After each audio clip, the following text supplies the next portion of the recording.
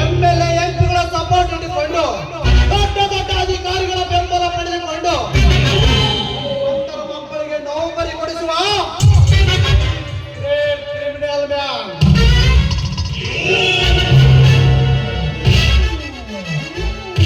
ಶರ್ಮಾ, ನಿನ್ನಿಂದ ಎಷ್ಟೋ ಬಡ ವಿದ್ಯಾರ್ಥಿಗಳು ಲಂಚವನ್ನು ಕೊಡಕ್ಕಾಗದೆ ಕಣ್ಣೀರಿನಲ್ಲಿ ಕೈ ತೊಳೆದಿದ್ದಾರೆ. ಕೆಲವರು ಕಷ್ಟಪಟ್ಟು ಓದಿದರೂ ಒಳ್ಳೆ ಉದ್ಯೋಗ ಸಿಗಲಿಲ್ಲವೆಂದು ವಿಷ ಕುಡಿದು ಸತ್ತು ಹೋಗಿದ್ದಾರೆ.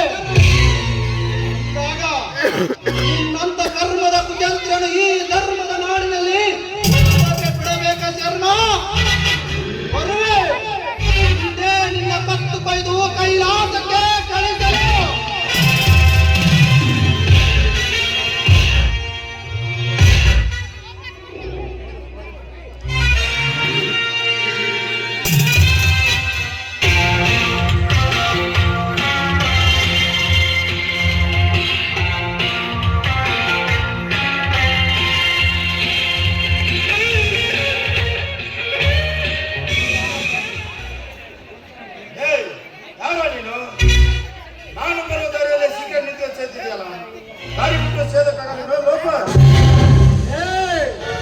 ಇನ್ನೊಂದ್ಸಾರಿ ಲೋಪರ್ ಅಂತ ಬಗಳಿದ್ರೆ ಎತ್ತದಕ್ಕೆ ಕೇರಳನಾಗಬೇಕಾಗುತ್ತದೆ.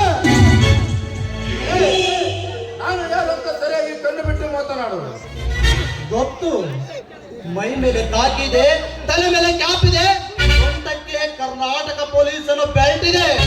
ಆ ಬೆಲ್ಟ್ ಅನ್ನು ಕಾಯ್ದಕ್ಕೆ ಒಂದು ಕಣ್ಣಿದೆ ಅಂದಾಗ ಗೊತ್ತು.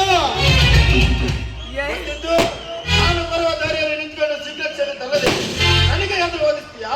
ಯಾಕೆ ಈಗೇನು ಸಾಕನಾ? ಮೊನ್ನೆ ಆನಂದಾರ್ಜಲ್ಲಿ ಗಂಟ ಪೂರ್ತಿ ಕುಡಿದು ಸಪ್ಲೈ ಮಾಡೋ ಯುವತೊಡನೆ ಸಂಪರ್ಕ ಇಟ್ಟುಕೊಂಡು ಮೆಂಟಲಾಗಿಟ್ಟಿದ್ದು ಗೊತ್ತಿಲ್ಲ ಅನ್ಕೊಂಡ್ಯಾ? ಆವತ್ತೇ ನಿನಗೆ ಸರಿಯಾಗಿ ಸನ್ಮಾನ ಮಾಡಿ ಕೈಯಿಂದ ಮುಟ್ಟಲಾಗದ ವಸ್ತುಗಳಿಂದ ಪೂಜೆ ಮಾಡಿ ನಿನ್ನನ್ನು ಹೊರಹಾಕುತ್ತಿದ್ರು. ಟೈಮ್ ಚೆನ್ನಾಗಿತ್ತು. ನಾನು ಅಲ್ಲಿಗೆ ಬಂದು ಎಲ್ಲರಿಗೂ ತಾಳ್ಮೆ ಹೇಳಿ ನನ್ನ ಕಾರಲ್ಲಿ ಹತ್ತಿಸಿಕೊಂಡು ಸೇಫಾಗಿ ಮನೆಗೆ ಬಿಟ್ಟು ಬಂದೆ. ಅಂದರೆ ನೀನು ದಾಸ? ದೇವದಾಸನ? ಹೌದು, ಅದೇ ದೇವದಾಸನೇ ಈ ದಾಸ. ಸಾರಿ ದಾಸ, ನೀನು ಅವತ್ತು ನೀನು ನನ್ನ ಮಾನವರದೆಯನ್ನು ಕಾಪಾಡಿದ ಪುಣ್ಯಾತ್ಮ ನೀನು. ಕಲಿಲಾರದೆ ಏನೇನೋ ಮಾತನಾಡಿಬಿಟ್ಟೆ. ದಯವಿಟ್ಟು ನನ್ನನ್ನು ಕ್ಷಮಿಸಿಬಿಡಿ ದಾಸ, ಕ್ಷಮಿಸಿಬಿಡು. ಕ್ಷಮಿಸುವುದು ಕಾಯುವುದು ಈ ದಾಸನ ಧರ್ಮ. ಆದರೆ ಶ್ರೀಮಂತರಿಗೆ ಸಲ ಪಡೆದು ಗಂಡನಾಗಿ ಬದುಕೋದನ್ನು ಬಿಟ್ಟು ಹಾಕಿ ಬಟ್ಟೆ ಹಾಕಿಕೊಂಡು ಅನ್ಯಾಯವನ್ನು ಕೊಚ್ಚಲು ಎಚ್ಚದ ವೀರನಾಗಿ ಬಾಳು. ನಿನಗೆ ಯಾವತ್ತಿಗೂ ಈ ದಾಸನ ಬೆಂಬಲವಿರುತ್ತದೆ. ಆಯ್ತು ದಾಸ, ನೀನು ಹೇಳಿದಂತೆ ನಾನು ಬಡವರ ರಕ್ಷಣೆಗಾಗಿ ಬಾಳೆ ದುಡಿಯುತ್ತೇನೆ. ದಾಸ, ಅವತ್ತು ನೀನು ಮಾಡಿದ ಉಪಕಾರಕ್ಕೆ ನಾನು ಏನು ಮಾಡಿದರೆ ಕಮ್ಮಿನೇ.